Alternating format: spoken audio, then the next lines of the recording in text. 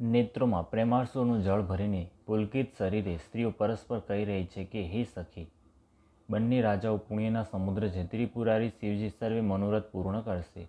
આ રીતે બધી મનોરથ કરી રહી છે અને હૃદયને ઉમંગ ઉમંગ કરી ઉત્સાહપૂર્વક આનંદથી ભરી રહી છે. સીતાજીના સ્વયંવરમાં જે રાજા આવ્યા હતા તેમણે પણ ચારેય ભાઈઓને જોઈને સુખ ઉપજ્યું. શ્રી રામચંદ્રજીનો નિર્મળ અને મહાન યશ કહેતા કહેતા રાજાઓ પોતપોતાના ઘેર ગયા. આ રીતે કેટલાક દિવસ વીતી ગયા. જનકપુર નિવાસી અને બધા જાનૈયાઓ ઘણા આનંદિત છે. મંગળોનો મૂળ લગ્નનો દિવસ આવી ગયો. હેમંત ઋતુ અને સોહામણો માગસર મહિનો હતો.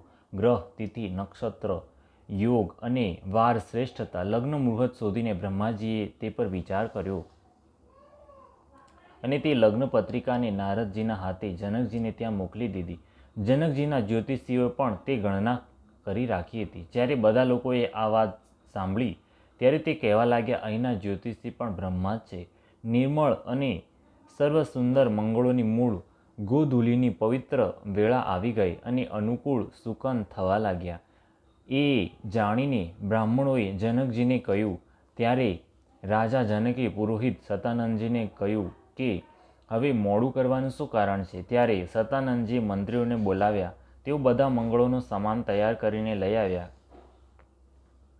શંખ, નગારા, ઢોલ અને ઘણા બધા વાજા વાગવા લાગ્યા અને મંગળ કળશ અને શુભ સુકનની વસ્તુઓ, દહીં, દુર્વા આદિ તૈયાર કરાઈ. સુંદર સૌભાગ્યવતી સ્ત્રીઓ ગીત ગાઈ રહી છે અને પવિત્ર બ્રાહ્મણ વેદ ધ્વનિ કરી રહ્યા છે.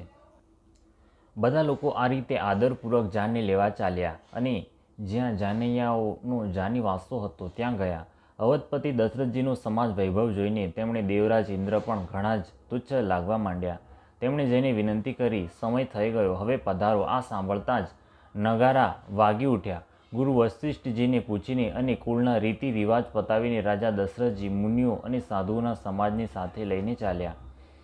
અવધ નરેશ દશરથજીનું ભાગ્ય અને વૈભવ જોઈને અને પોતાનો જન્મ વ્યર્થ સમજીને બ્રહ્માજી આદિ દેવતા હજારો મુખોથી તેમની પ્રશંસા કરવા લાગ્યા.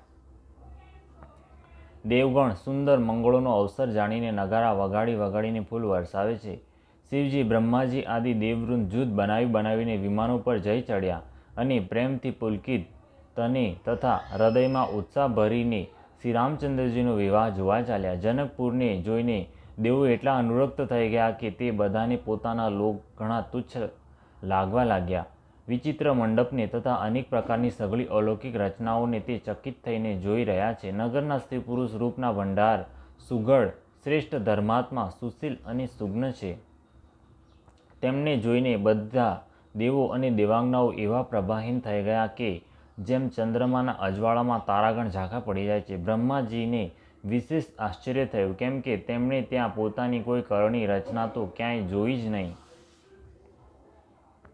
ત્યારે શિવજીએ બધા દેવતાઓને સમજાવ્યા કે તમે લોકો આશ્ચર્યમાં ભૂલા ન પડો. હૃદયમાં ધીરજ ધરીને વિચાર તો કરો કે આ ભગવાન મહામહિમામય નિજ શક્તિ શ્રી સીતાજીના અને અખિલ બ્રહ્માંડોના પરમ ઈશ્વર સાક્ષાત ભગવાન શ્રી રામચંદ્રજીનો વિવાહ છે. જેમનું નામ લેતા જગતમાં બધા અમંગળોના મૂળ કપાઈ જાય છે અને ચારે પદાર્થ અર્થ, ધર્મ, કામ, મોક્ષ મુઠ્ઠીમાં આવી જાય છે. તે જગતના માતા પિતા એ શ્રી સીતારામજી છે. કામના શત્રુ શિવજીએ આવું કહ્યું. આ રીતે શિવજીએ દેવતાઓને સમજાવ્યા અને પછી પોતાના શ્રેષ્ઠ બળદ નંદીશ્વરને આગળ કર્યો. દેવતાઓએ જોયું કે દશરથજીના મનમાં ઘણા પ્રસન્ન અને શરીરથી પુલકિત થઈ રહ્યા છે. તેમની સાથે પરમ હર્ષયુક્ત સાધુઓ અને બ્રાહ્મણોની મંડળીઓ એવી શોભા આપી રહી હતી કે જાણે સમસ્ત સુખ શરીર ધારણ કરીને તેમની સેવા કરી રહ્યા હોય.